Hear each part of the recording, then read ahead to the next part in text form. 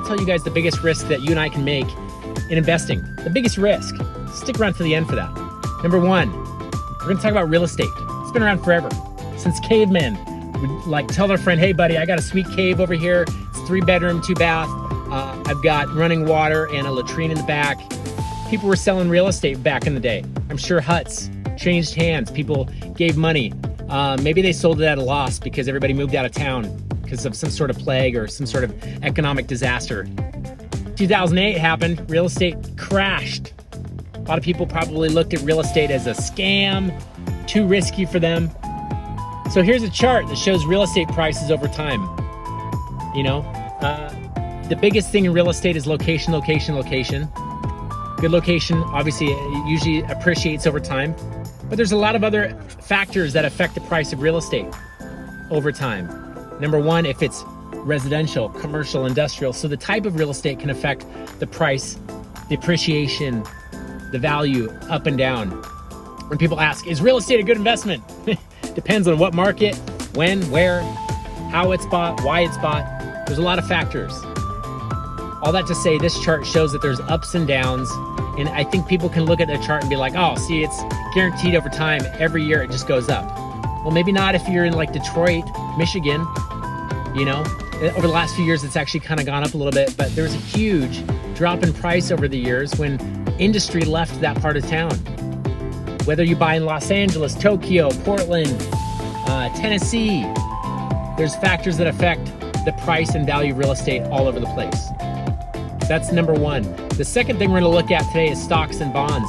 Here's a little chart that I have of the NASDAQ over the last couple of decades. You can see there's peaks, there's valleys, there's ups and there's downs. Maybe you bought stock in a .com company in the early 2000s and then it crashed. There's risk associated with that because you took a gamble, maybe I took a gamble on something we thought was a sure thing. Amazon wasn't a sure thing when it started out. Apple wasn't a sure thing. Look at Lego.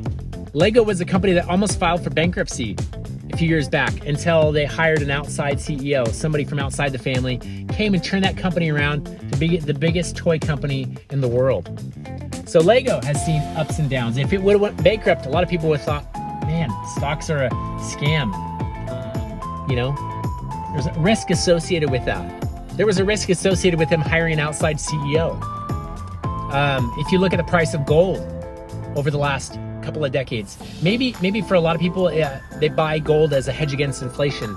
And that's shown itself true year over year, over the decades, over the millennial.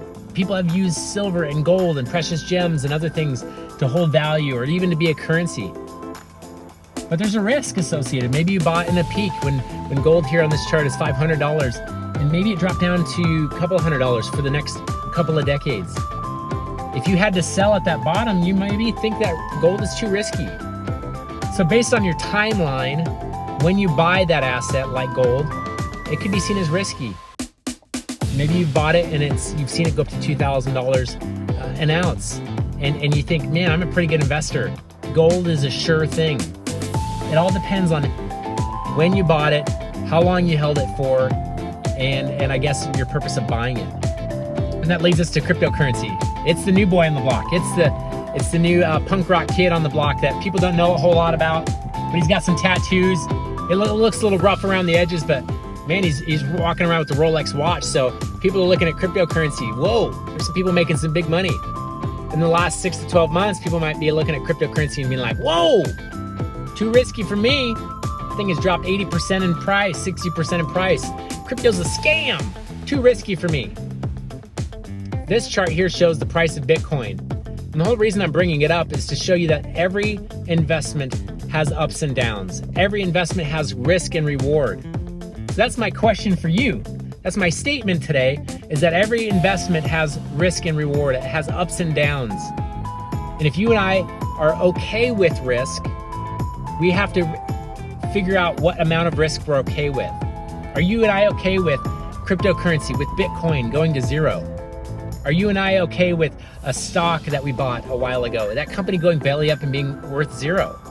Are you and I okay with gold or some other sort of commodity? Are we okay with it going 50 to 60% lower than it is and holding on to it until it rallies and goes back up? But maybe it doesn't go back up. That's my whole question. That's my whole point of this video is what level of risk are you and I okay with? Cryptocurrency is super volatile. Most of the cryptocurrencies ride on the value of Bitcoin. When Bitcoin is going up, a lot of the altcoins go up. If Bitcoin goes down, so it goes down as well. So that's the whole point of these little charts and graphs here, is to show you that these assets go up and down. Even relationships, you might invest time, money into relationships and have it not returned, have it not actually pan out well for you. Everything we invest in life, invest our time, our money, our emotions into, don't always pan out. Many business owners, I started a business 15 years ago, and that business could have gone belly up.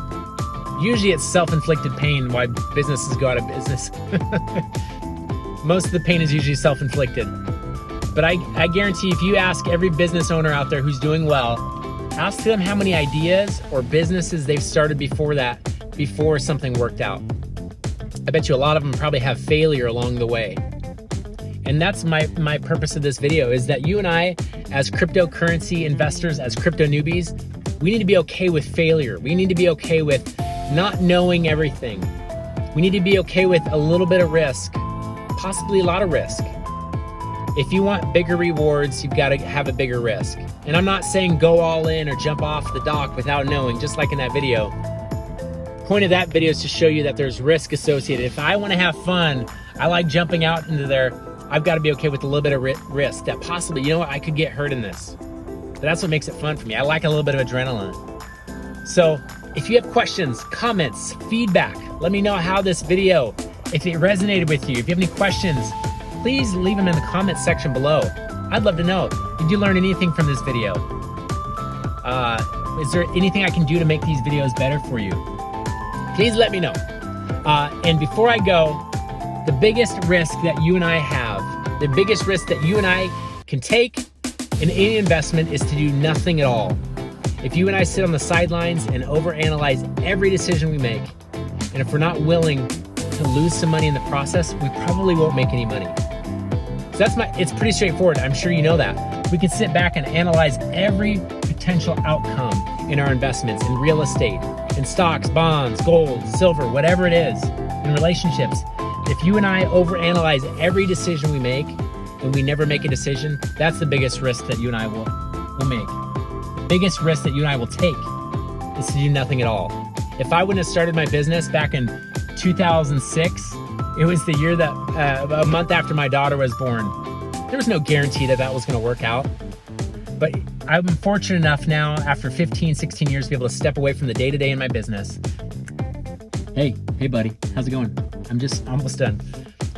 That's my biggest thing, is in relationships and life and investment, there's risk associated with every decision we make. And you've got to be okay with that. So leave a comment, subscribe, notify if you want. You can hang out on YouTube for the next week or two until I drop another video. But I'd love your feedback. I'd love to know, what are the biggest investments that you've made? Maybe some things that you wish you had invested in, but you didn't because you got petrified, you got scared. That's okay. We've all made those decisions. We've all made mistakes. We all, in hindsight, man, I wish I would have invested in this. I knew I should have invested in Tesla or Amazon or whatever it is. I'd love to hear some feedback from you. Maybe something that you want to invest in the future, but you're just not sure. That's why I always encourage people, do research before you invest. Know that there's risk associated with it. And that's the whole part of investing, is there's risk associated with every single investment we make. And nothing is a sure thing. So that's it. That's all I got for you this week. I hope you're doing okay. Comment, leave questions below. Love your feedback on these videos if you're learning anything from them. This week again, I wanted to jump into the exchanges. That'll probably be next week. We're gonna jump into Coinbase. We're gonna talk about exchanges, how you and I can buy, sell, trade cryptocurrencies. We'll jump into Coinbase probably next week.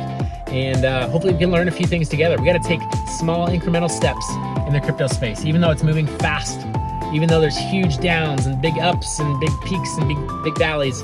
We've got to take our time, and hopefully you've learned something from this video. So, love ya. See you next time. Be blessed. Talk to you later. It's okay.